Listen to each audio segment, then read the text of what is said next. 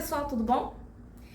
Bom, eu não sei se você já passou por essa situação, mas eu já passei por essa situação diversas vezes. Você faz uma pergunta para o seu filho e ele diz, não sei. E aí você simplesmente deixa para lá, porque ele disse que não sabe. Ou você convida para fazer alguma tarefa, alguma atividade, e aí a sua criança diz que, eu não quero fazer. Eu não vou fazer, isso é muito chato. Ou situações em que a criança não é verbal, e aí você vai e pede uma coisa simples, a criança faz. Ou você pede para ela fechar a porta e ela não fecha. Ou você pede para ela não fechar a porta, aí que ela fecha. Aí você pensa, eu acho que tem TOD. Bom, será que tem TOD ou é um problema de comunicação? Então, se você ficou interessado nesse tema, vem comigo que a proposta é a gente debater, refletir sobre esses aspectos. Bom, gente, eu sou Michele Senra, sou musicoterapeuta, sou especialista em ABA, mas também sou mãe de um rapazão com autismo. Tem cara de menina, mas já sou mãe de um rapaz. O filho vai fazer 21, tá chegando na maioridade. Bom, brincadeiras à parte, quero compartilhar aqui com vocês uma questão do meu filho e talvez essa questão do meu filho atenda o que você está pensando sobre o seu, ou não. Mas, enfim, vou trazer essa experiência aqui para vocês. Muitas das vezes eu pergunto coisas ao meu filho e ele simplesmente diz não sei. Esse não sei pode ser que ele realmente não saiba, mas pode ser também uma questão linguística cognitiva, uma questão de linguagem, porque a linguagem ela é um processo muito cognitivo no sentido de que o indivíduo ele precisa criar pontes de ideias, ele precisa formular questões, né? Se eu faço uma pergunta sobre uma profissão, por exemplo, ele precisa pensar sobre aquela profissão, o que aquele profissional faz, ele precisa criar, fazer esses links para poder me dar uma resposta, ou formular sobre o que ele está sentindo, seus sentimentos, seus pensamentos. Meu filho faz muito desses processos. Ele tem uma comunicação muito funcional, mas ele também apresenta muitas dificuldades.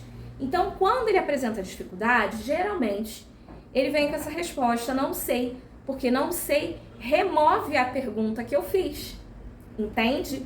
Então, é quase que um reforço negativo, onde eu consigo remover aquela pergunta indesejada, porque simplesmente eu não sei o que responder.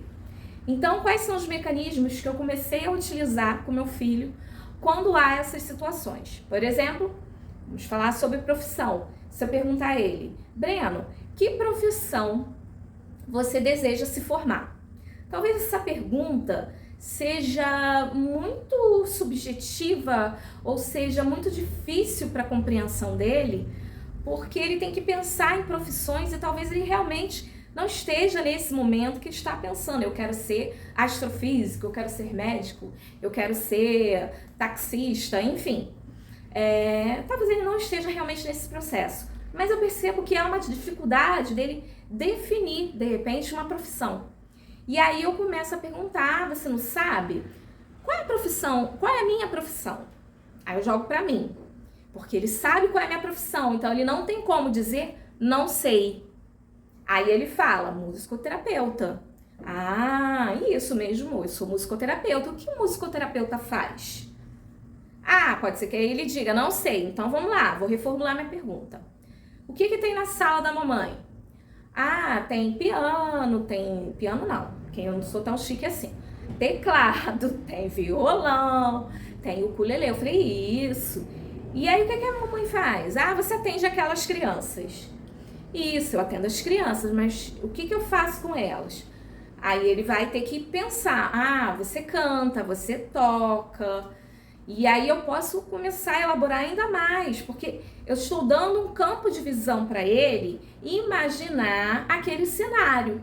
Então ele consegue visualizar e criar um pensamento e com isso idealizar as respostas, possíveis respostas que ele pode dar para mim, quando eu fizer as perguntas. Fica muito mais tangível, sabe? E aí eu falo, e como você acha que é a reação das crianças quando a mamãe toca uma música? Como elas fazem? Elas ficam felizes, elas gostam. Então, assim, da palavra não sei, olha quantas possibilidades eu consegui tirar ali. Fazer com que o Breno repensasse, né? E repensasse todos esses processos cognitivos. Bom, uma outra questão também que eu quero trazer. Por exemplo, já ouvi casos de mães que relataram assim: eu peço meu filho para pegar um copo. Aí ele vai lá e pega um copo. Mas eu vou e falo assim, não bate a porta. Aí ele vai lá, bate a porta e começa a rir, olha pra mim. Mas será que realmente a criança está fazendo propositalmente, com a intenção, porque é o que ocorre no TOD, de te enfrentar? Ou ela realmente não entendeu o que você pediu? Porque pode ser que o copo seja algo muito comum do dia a dia e ela já entendeu essa relação. Eu peço o copo, dou essa instrução e ela entende que aquele objeto é um copo. Então, aquele processo ali já está bem definido.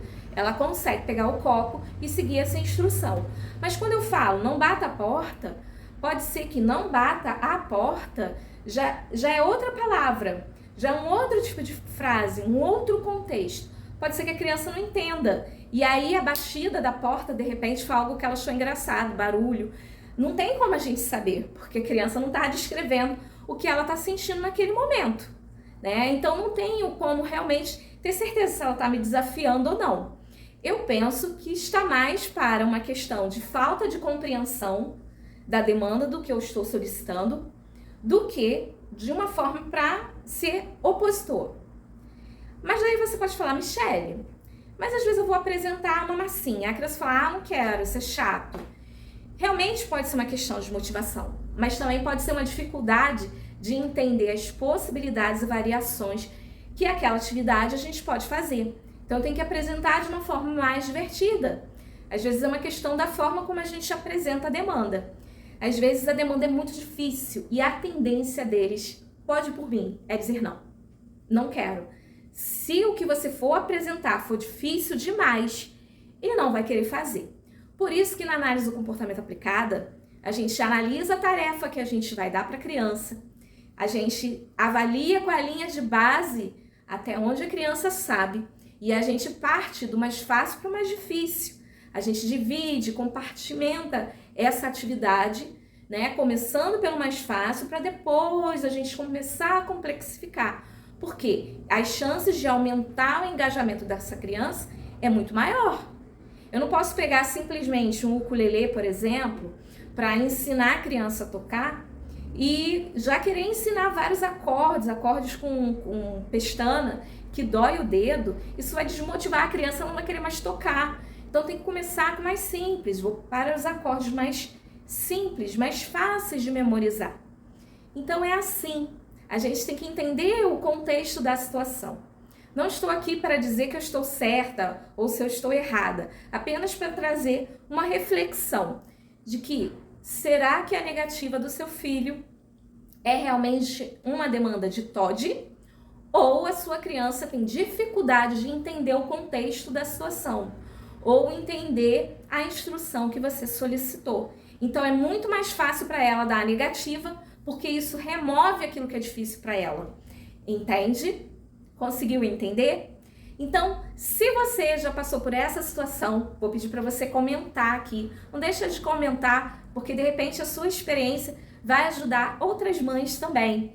E se você gostou do meu conteúdo e você quer ter acesso a mais informações, vou te pedir para se inscrever no meu canal e compartilhar com os seus amigos, falar do meu canal, tem um canal da Michele bombado. Então é isso, eu conto com a sua audiência para que a gente continue trazendo conteúdo de valor para vocês, tá certo? Então compartilha comigo, fala que eu sou toda ouvidos, quero ouvir, quero conhecer a sua história, ela é valiosa para mim, tudo bem? Então muito obrigada pela sua audiência e até o próximo vídeo.